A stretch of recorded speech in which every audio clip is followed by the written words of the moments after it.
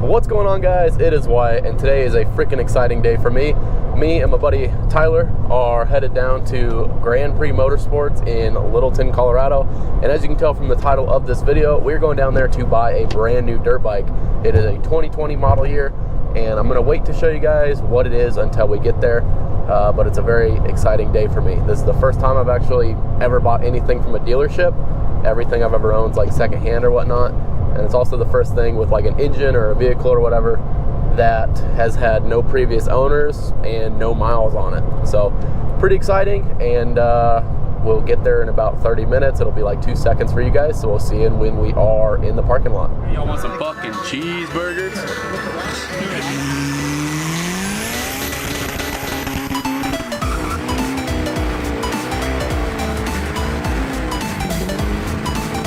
Friendly wit redneck.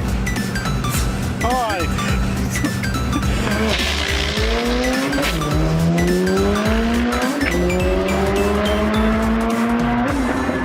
Well, guys, we made it down here to Grand Prix Motorsports. We've been sitting here for about 2 hours waiting to get the bike picked up. I'm gonna give them the benefit of the doubt that because they're short-handed, things are going a little bit slower. But we got all the paperwork signed on it. I now own the bike, and we're waiting for them to finish their pre-purchase service or something or another, and then we'll get this thing loaded up and I'll reveal to you guys what we purchased. What do you think so far, Tyler? I'm tired of waiting 30 minutes for 2 hours at a time. Yeah, it is a little ridiculous, but like I said, I'll give them the benefit of the doubt that they're short-handed or, you know, whatever, because this whole coronavirus bullshit, you know, it is what it is. But yeah, once they get the bike out here, hopefully we'll be on our way and we'll go do some fat wheelies on this thing. All right, guys, I made it back here to the shop. It has actually been about 4 days since I bought the bike from Grand Prix Motorsports. Now, I just wanted to share my thoughts with the dealership experience because in the last clip, I was pretty irritated and I'm still not very happy with the whole experience there at Grand Prix. So I'll just start off by saying Scotty was my salesman. I didn't mind him. He did his job, and you know, we were able to make everything work. As far as their accountant dude or whatever that we were doing all the paperwork with, didn't mind him either. They were doing their job just fine. I do, however, have a big issue with their service center, and their service center absolutely pissed me off. So what had happened is I signed all the paperwork on the bike, paid them, and they took it back into the service center. Scotty let me know it was going to be about 30 minutes to do whatever the hell they were doing back there with the bike. It is a brand new bike, had 15 minutes of run time on it when I purchased it. So I'm not really sure what they were doing back there other than maybe making sure bolts were tight. I don't really know. So he told me 30 minutes. Okay, cool. Went and just walked around their showroom and was just kind of looking at the other stuff they had. It was about an hour and a half, close to 2 hours before the bike came out of their service center. So I was pretty pissed off at that point. You know, I was already in a rush that day. I had a bunch of work to get back here to do at the shop for customers. So yeah, an extra hour and a half just sitting back there. I don't know what they were doing. When I went back there to kind of look on them about an hour in, they were just kind of standing around laughing and not really working on the bike. So I was pretty pissed off about that. So it's like, whatever. They finally got the bike done. Another thing that I didn't appreciate is they're back there revving the piss out of the thing on a brand new engine, cold starting it, revving the fuck out of it. I was pretty pissed off about that. So the whole service experience, pretty shitty while waiting for the bike. Besides that, we got the bike back to the shop, and I wanted to put a different trickle charger on the battery and some other little things. That's when I found out that they had cross-threaded one of the seat bolts. So yeah, I don't know. I'm pretty positive it was the service center. I don't think it would have come from the factory with a completely stripped and cross-threaded bolt that goes in the back of the seat. But there was that. So like I was saying, just not very happy with the whole experience there at the dealership. You know, like I said, as far as the sales guy and whatnot, they did their job. They did an okay job. But the service center, I'll make sure to never go back there. And I advise you guys not to go there either. You know, this is not a cheap bike by any means, and call it nitpicking, but a cross-threaded bolt on a brand new bike with 0 miles on it is pretty disappointing. So with that out of the way, I am still really excited for the bike. I'm actually in love with it already, and I've been riding it around a bit after fixing the cross-threaded bolt, of course, and some other little things, and I am freaking in love with this bike. So I'm just gonna go ahead, turn the camera around, and show you guys what we got.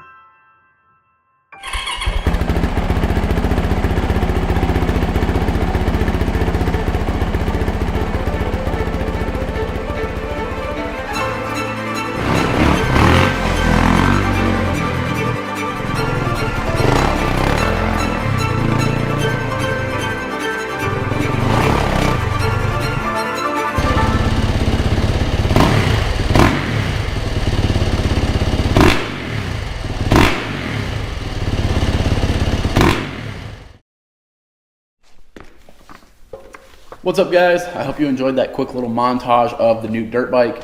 If the quality was not the greatest, I do apologize. It is filmed on a GoPro, and GoPros are not exactly cinematography cameras, or cinema cameras, whatever you want to call them. So yeah, hopefully it turned out good. Quickly, I want to talk to you guys about the new dirt bike, why I purchased it, and a couple other things. I even took the liberty of writing a couple of key points down to hopefully keep this from going on too long and rambling. So, with that being said, first things first, this here is a 2020 YZ450FX. Absolutely love this thing so far, and it should serve all of the purposes that I want it to very well. Talking about multi-purpose, this bike is a trail bike. It's a bike to take out to the sand dunes.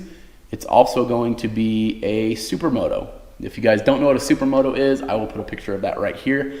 The gist of it is it's a street legal dirt bike, and I've already gone ahead and ordered a whole bunch of parts to do so with this bike. I'm really looking forward to it. If you guys don't follow me on Instagram, you really should, because I've been teasing about this for probably the last 2 weeks now about building a Supermoto, and I'm really looking forward to it. So hopefully we can do like some moto vlogs on it, maybe go do some hoon riding. Buddy of mine, Tyler, who was at the dealership with us, has also ordered all the stuff to make his 2015 KTM a Supermoto. So we are just going to go freaking terrorize the town on these things and hopefully have a blast this summer riding these Supermoto bikes. Like I said, it's also got to be able to do trail riding, a little bit of track riding, and be able to haul my fat ass around the sand dunes.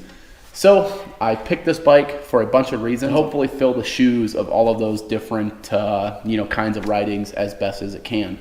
I think it's going to do really great. Now, if you guys don't know, which you should, because if you watch my channel, you'll know that I used to have a 2015 YZ450F, and I actually sold that to buy this bike. Now, the reason I didn't keep that bike to do the Supermoto build is because it didn't have a battery, it did not have electric start, and it had a small stator. So to do the Supermoto build, you have to have headlights and taillights.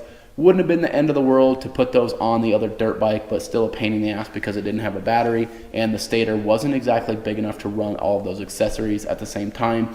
If I would have been able to easily add a battery and whatnot to that bike, I probably would have kept it and just done the build on it. It was looking to be a pain in the ass and pretty expensive to do all those modifications to the 2015. I just decided to sell it and upgrade. That was a great bike. I absolutely loved it, did everything I wanted it to. But it did have some downsides also. It was actually pretty wide and it felt like you were riding a tank everywhere. So that was just kind of one more thing that pushed me looking to a newer bike.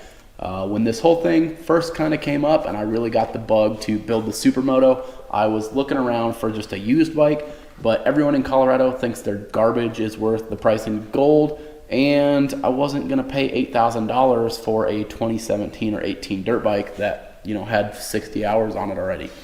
So after looking at the old Facebook and Craigslist for a while, I just kind of said, screw it, I'm going to start looking at brand new bikes. I was looking around at the Hondas and the Yamahas. I was also looking at a KTM for a little while, a brand new one. But a couple of things really led me to this bike in particular. After watching tons of reviews on all the bikes that I was considering, like the CRF450L and X, and one of the KTMs, I forget which model, I settled on this one. This bike was always coming up in first or second place on the reviews that I was watching on YouTube. You know, after watching all that, I kind of just made up my mind I was going to get on another Yamaha, especially because after owning 2 previous Yamahas, I've never had to work on them. They've never given me any problems. So the Yamaha performance and reliability is really unbeatable. So that brings me to this bike in particular. If you guys don't know, Yamaha makes kind of 3 different lineups of bikes. They make the YZ450F, which is their track-inspired bike. It's what all the motocross guys are running. They make this bike, which is the FX. It's more of their trail cross-country bike, kind of in between their motocross and a total trail bike, pretty much right in between those two. And then they offer the WR450F, which is their total trail cross-country kind of bike.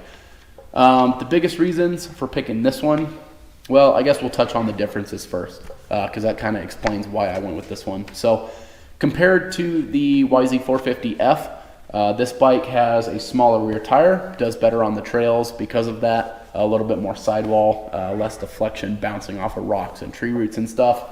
It also has the wide ratio transmission, so it's got a really low first gear and a really tall fifth gear compared to the motorsports or the motocross bike, which is a pretty close ratio transmission. This one also comes with a bigger stator, has a 160 watt stator, a little bit softer suspension than the track bike does. Still fairly stiff, but a little bit softer for a little bit more plush ride versus the F model, their track bike. And this one comes with like a skid plate and some other things factory, whereas the track bike doesn't. So that's pretty much the major differences between this bike and the track bike. I believe this one also has a slightly larger fuel tank than the track bike. As far as the WR450 and this one are concerned, the WR is quite a bit different in some aspects. The WR has the same 160 watt stator, same 18-inch rear wheel, same wide ratio transmission. The difference there is that the WR comes with a headlight and taillight from factory. It also is a little bit more plugged up to meet EPA standards to be a green sticker bike or whatever. So it's pretty choked up. It's got a really restrictive exhaust, a restrictive intake. It does not come with a tunable ECU, whereas this one does, and this one has the Wi-Fi thing on it, so you can connect to the ECU via Wi-Fi and change the mapping on it, which is really cool. The WR does not have that. And what the heck else was there? The no tunable ECU, no Wi-Fi, and pretty much other than that, they were very similar. Oh, and it had a lot softer suspension, the WR did. I'm a pretty heavy guy, so I was kind of set on having a little bit stiffer suspension to soak up some of the big bumps that my extra downforce would put on the bike. And also with the WR to kind of unleash its full power potential like the FX model, you're looking at about another $1,000 after purchasing the bike, because you have to put an exhaust on it, an intake, a tunable ECU, and then you got to buy the Wi-Fi adapter deal so that you can do it through your phone. So you're looking at about $1,000 after purchasing an already $9,800 bike. And I wasn't really about that. Plus, with the FX having a little bit stiffer suspension and having the tunable ECU and everything from the factory, from the get-go, it's kind of what sold me on it. So that is why I chose the FX. If you guys want to know more of the differences between the 3 versions that Yamaha offers, there's a ton of info out there. Just do a little bit of research. It's kind of interesting. So yeah, that's kind of the difference between the FX and WR models and why I chose the FX in particular. Next up, just a little bit about the build. So we are doing a Supermoto build with this thing. I've already went ahead and ordered my wheels. They're coming with some street tires on them. They're going to be freaking badass. I also ordered a new taillight. I took the headlight off of my old bike. I have a Baja Designs Squadron Pro. Pretty bright LED headlight, so I'm going to be putting that on this bike. I also ordered a couple of switches for the electronic horn that I have to put on it and the headlight and taillight. It also has to have a brake switch for the taillight, so it has to light up brighter when you hit the brakes. So I ordered all the stuff to do that. gonna be really cool. Gonna be a completely street legal bike and hopefully not look much more different than it is now. My biggest thing with going to the new bike is I wanted to make it to where it would do all of the different things really well without a ton of effort swapping between the things. So I'm gonna try and put the taillight and headlight on it and make them permanent so that I don't have to remove them all the time. If I choose to go dirt biking or to the dunes or whatever, I'll be able to just leave that stuff on it and not have to worry about it being in the way. So the taillight, really slim, gonna fit right up tight underneath the rear fender and not be all bulky and kind of look out of place. As far as the headlight, I need to call Baja Designs and get a new front fairing that will fit this bike because the fairing that I have for my LED light was for the 2015.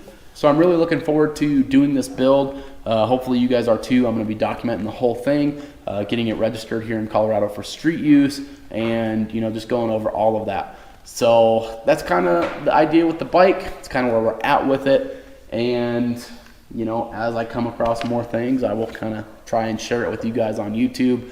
But so far I'm really looking forward to it, and I think it's gonna be a bunch of great new content for the channel. So that being said, I'm gonna go ahead and get out of here and quit rambling on. If you guys have any more questions about the bike or the build or whatnot, go ahead and leave them in the comment below or in the comments below, and I will try to reply to them as soon as I can. Love hearing from you guys as always, so go ahead and leave some comments down there. Go ahead and leave the video a like if you enjoyed it, and consider subscribing if you're not. We got a ton of content coming on this thing, as well as the race truck. I know you guys can't see it, but it's right behind you, right behind the camera, and we got a ton of stuff coming on that as well. We're working on the roll cage right now. We got the cab kind of mounted, so really cool stuff all around, with the bike, the truck, and I'm trying to get it out to you guys as soon as I can. I know you guys are probably itching for more content to watch during this whole quarantine stuff, so I'm trying to put out videos as soon as I can, but I still do have a day job, and with this whole quarantine, I've actually been super freaking busy working on trucks. I've actually been booked like the last month straight, so I do apologize for things kind of moving slow on the YouTube video, but hopefully a ton of content is coming soon for you guys. With that being said, I'm going to get out of here. I hope you guys enjoyed it, and we will see you in the next one, hopefully when we have a whole bunch of parts for this thing and we start building this badass Supermoto build. So yeah, for the last time, I will see you guys later, and thanks for watching. Peace.